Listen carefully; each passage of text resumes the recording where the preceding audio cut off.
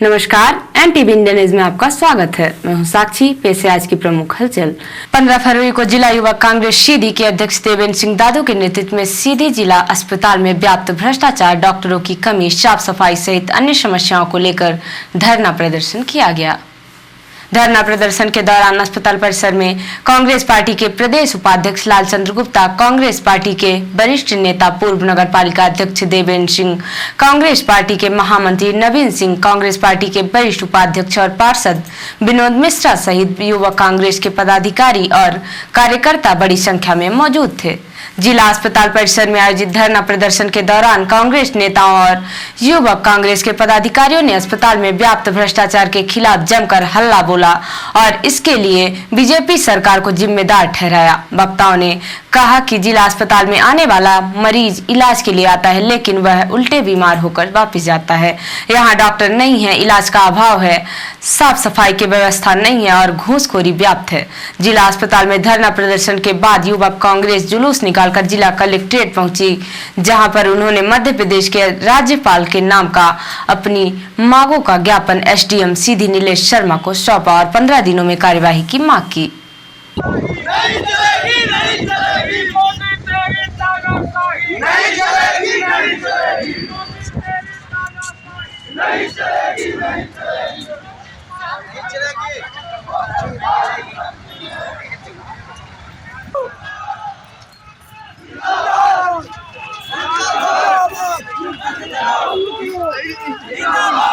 चरमराई व्यवस्था पूरे मध्य प्रदेश में किसी अस्पताल में नहीं है, आप भी महसूस होगा और यहाँ है। आए दिनों घटना हो रही है, चाहे यहाँ तक कि यहाँ डॉक्टर की बात करें, डॉक्टर के लिए बैठने की व्यवस्था नहीं है। हम बिजली की बात करें तो ओटी में ट्रांसफार्मर तक चालू नहीं है। ऑपरेशन करने के बाद इस तमाम मुद्दों को लेकर मैं आपसे आग्रह करना चाहता हूँ। एसडीएम को अपनी मांगों का ज्ञापन सौंपने के बाद जिला युवा कांग्रेस के अध्यक्ष देवेंद्र सिंह दादू ने एनटीवी इंडिया न्यूज को अपनी मांगों की जानकारी दी और कहा कि यदि हमारी मांगों पर 15 दिन में कार्यवाही नहीं की जाती तो युवा कांग्रेस उग्र आंदोलन करने को बाध्य होगी। ये हमारा अनुसांगिक संगठन यूथ कांग्रेस के द्वारा जो हम ये आज प्रदर्शन कर रहे हैं, मध्य प्रदेश में अगर स्वास्थ्य की बात करें और अस्पताल की बात करें, जिला चिकित्सालय की बात करें तो सीधी जिला से बदतर पूरे मध्य प्रदेश में कोई भी अस्पताल नहीं है। जहां मामा कहते हैं कि हमारी बेटियों के लिए, हमारे भांजियों के लिए जो व्यवस्था है, यहाँ मैं पूछना चाहता हूँ कि बच्चों का डॉक्टर की व्यवस्था क्या है। यहाँ मैं पूछना चाहता हूँ कि ओटी की व्यवस्था क्या है। मामा जहाँ कहते हैं घर घर लाइट पहुँच गई है, बड़े शर्म की बात है कि जिला चिकित्सालय के ओटी तक में ट्रांसफार्मर नहीं लगा। इससे जूझ रहा जिला चिकित्सालय। यहाँ पे 40 भर्तियों में 3-4 डॉक्टर हैं, 40-40, 50-50 सुपर स्पेशलिस्ट डॉक्टरों में 8-8 डॉक्टर हैं।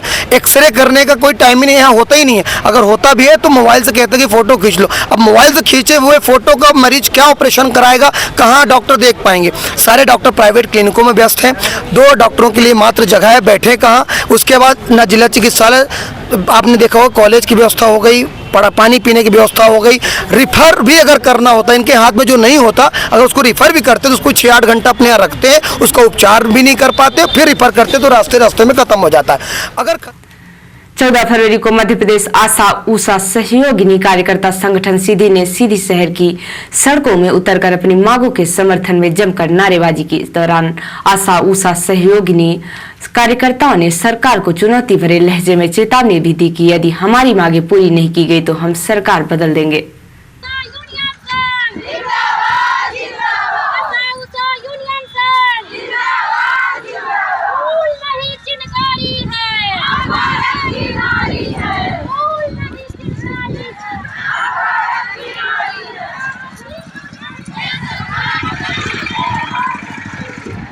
सीधी शहर की सड़कों में जुलूस प्रदर्शन निकालने के बाद आशा ऊषा सहयोगिनी कार्यकर्ता संगठन जिला कलेक्ट्रेट पहुंचकर जहां पर उन्होंने एक बार फिर से जमकर नारेबाजी की।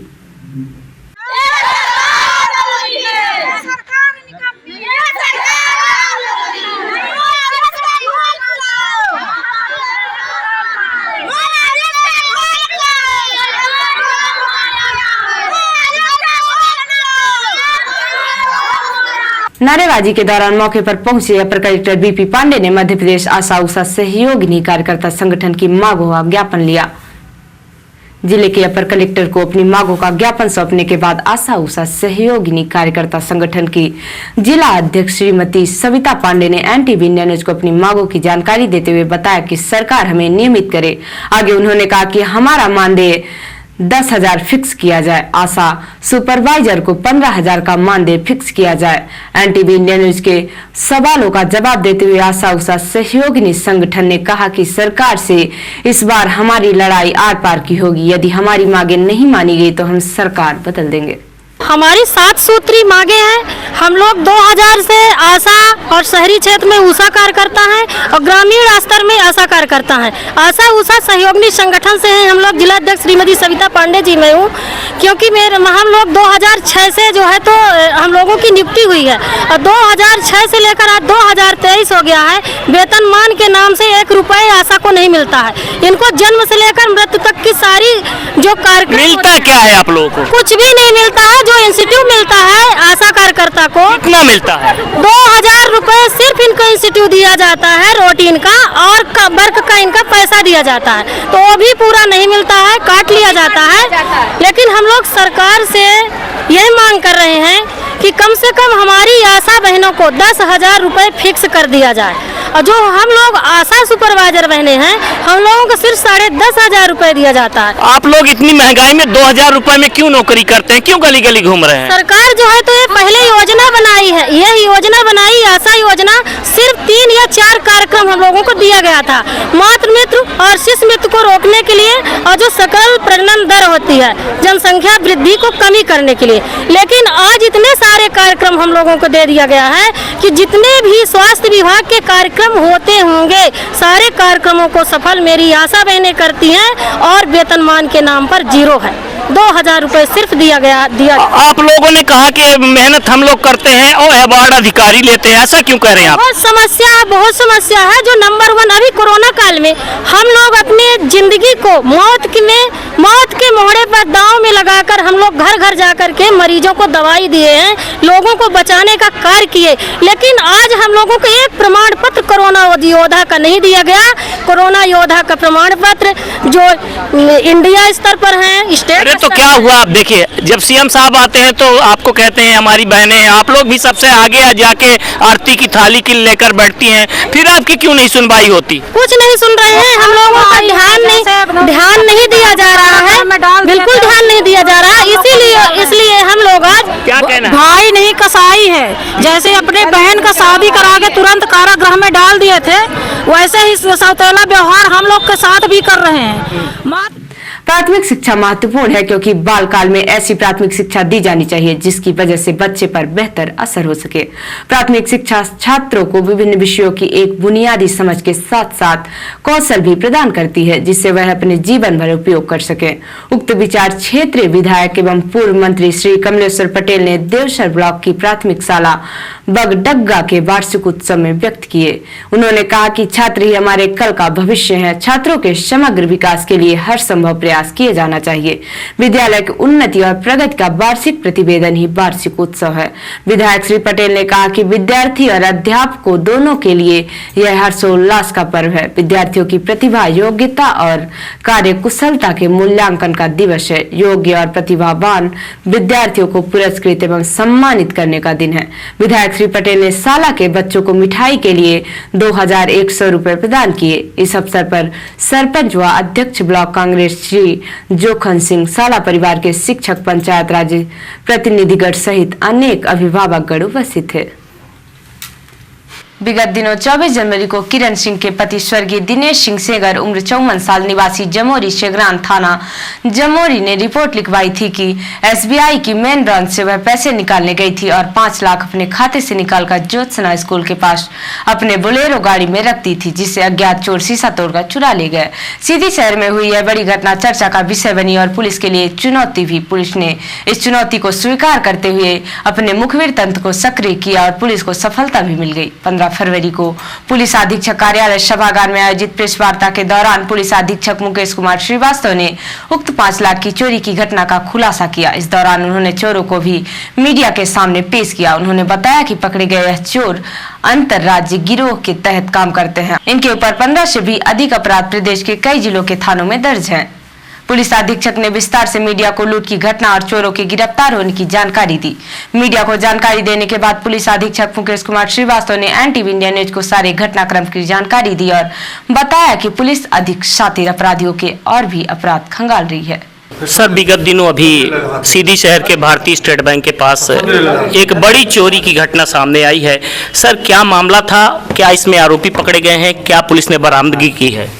जी हाँ, निश्चित रूप से एक बहुत बड़ी वारदात होती। 23 तारीख को श्रीमती किरण सिंह जी जो अपने बेटे के साथ उनने बैंक से 5 लाख रुपए निकाले और बाद में करीबन 3 बजे के आसपास उन्होंने अपने पैसे निकालने के बाद अपनी गाड़ी बोलेरो में पैसे रख दिए थे और बाद में जाके किसी अन्य फर्नीचर की दुकान पर कुछ सामान वगैरह वो लोग ले रहे थे।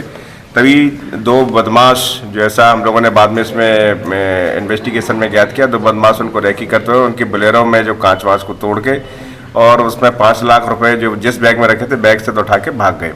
इस पर हमारी टीम के द्वारा बहुत मशक्कत की गई और हमारे इसमें आईजी साहब की टीम भी इसमें लगातार प्रयास करती रही।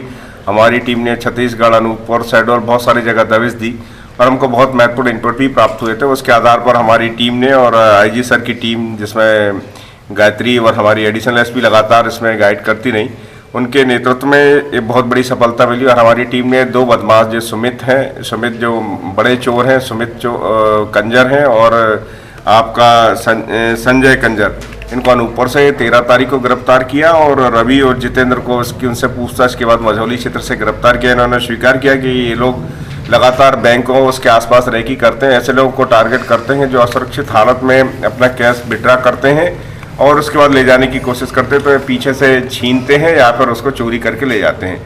इस तरह इन्होंने करीब 25 वारदातों को विभिन्न जगहों पर अंजाम दिया और 12 तो इनकी वारदातें विभिन्न थानों में रिकॉर्डेड है, इसमें भी गिरफ्तारियाँ नहीं हुई है।